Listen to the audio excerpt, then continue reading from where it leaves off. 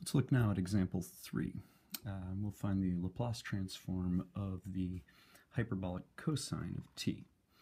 Now to begin with, let's recall that the hyperbolic cosine by definition is 1/2 of e to the t plus e to the minus t.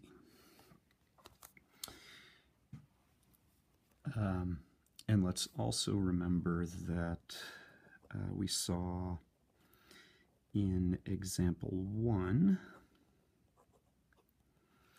that the Laplace transform of e to the at was equal to 1 over s minus a if s is greater than a. Okay, so I'm going to make use of that along the way as I work on this example. So, Laplace transform of the hyperbolic cosine. First of all, that's the same thing as Laplace transform of 1/2 of e to the t plus e to the minus t. Now we're going to do this one without ever computing any integrals. We're going to use some of the properties that we've already seen. So going back a page, we had these basic properties, and one of the key properties was the linearity of the Laplace transform. When we have Laplace transform of a constant times a function, this property 1b says that we can just pull that constant out and it'll be the constant times the Laplace transform of the rest of the function. And property 1a says that when we have a Laplace transform of a sum of two functions, we can break it into the Laplace transform of each of those two functions separately, compute those, then add them together. So what that says here, first of all, using 1b, we've got this constant 1/2. That'll be 1/2 times the Laplace transform of e to the t plus e to the minus t. Again, that's using 1b from the previous page. Okay, but then we have this sum here, and so now we can break that up into 1/2 of Laplace transform of the first function, e to the t, plus separately Laplace transform of the second function, e to the minus t, and that's using property 1a from the previous page. And now, using example 1,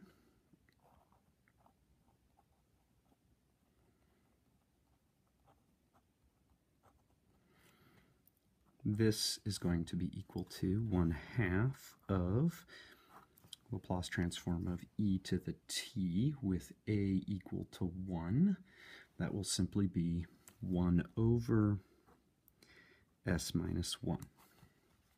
And then the Laplace transform of e to the minus t, that's an e to the at. This time our a is -1, so it would be plus 1 over s minus -1. Notice that this first one works if s is greater than a equal to 1. So we need s greater than 1.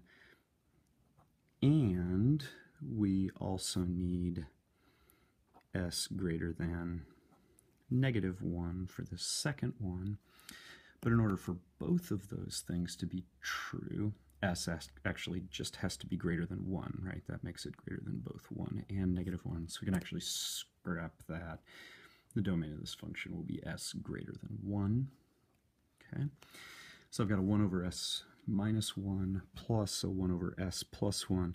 Let's get a common denominator there. That's a 1/2 times common denominator of s minus 1 times s plus 1. And we'll have an s plus 1 plus an s minus 1 when we get the common denominator. Those cancel. I've got a 2s over 2. I am left with s over s squared minus 1. And so that completes the example. That is the Laplace transform of the hyperbolic cosine of t. What I'd like to do next is look at an alternative way of finding that Laplace transform of the hyperbolic cosine. And this time we're going to do it using the second derivative property.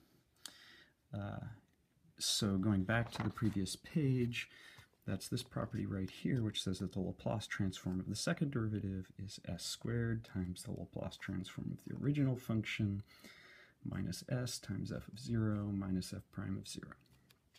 So not real clear how we're actually going to use that, but let's start looking at it.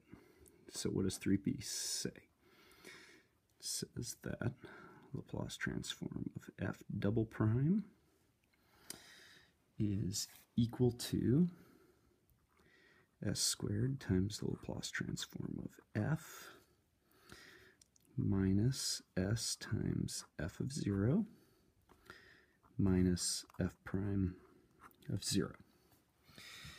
Now let's start kind of getting a sense of what some of these things are.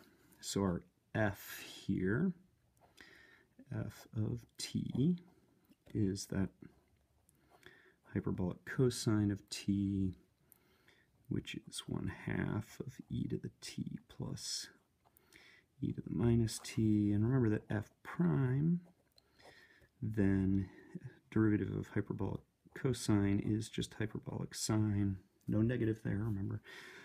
This is 1/2 e to the t minus an e to the negative t. F double prime, derivative of hyperbolic sine, is just hyperbolic cosine again, because that's just a 1/2 times e to the t plus, you get minus a minus, so plus e to the minus t. Okay?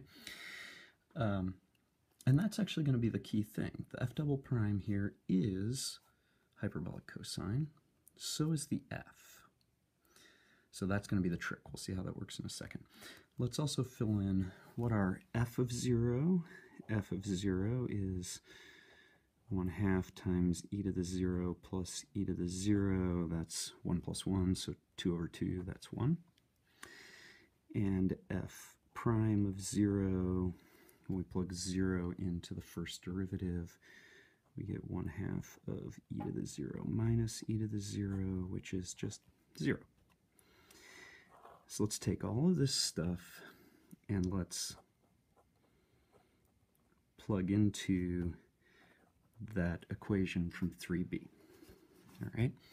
So again, f double prime is just hyperbolic cosine of t. So that's a Laplace transform of the hyperbolic cosine is equal to s squared times f was also hyperbolic cosine minus s times f of 0 is just 1. And f prime of 0 is 0. Now notice that I've got an equation that involves Laplace transform of the hyperbolic cosine twice. All I'm going to do now is solve for that Laplace transform of hyperbolic cosine. So what I'll have is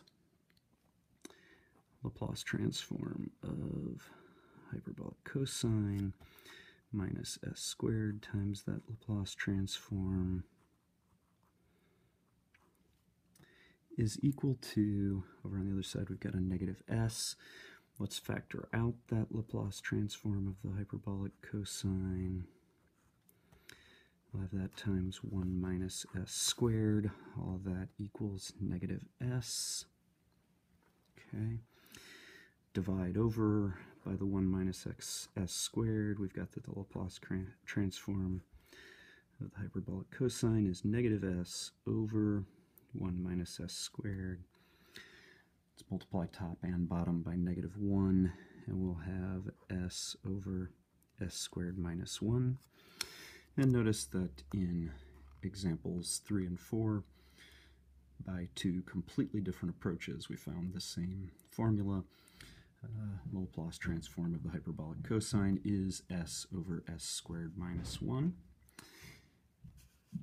As a part of the homework, you're going to be asked to use this same technique from example 4 to find a formula for the Laplace transform of sine of at, and you should find that it's equal to this.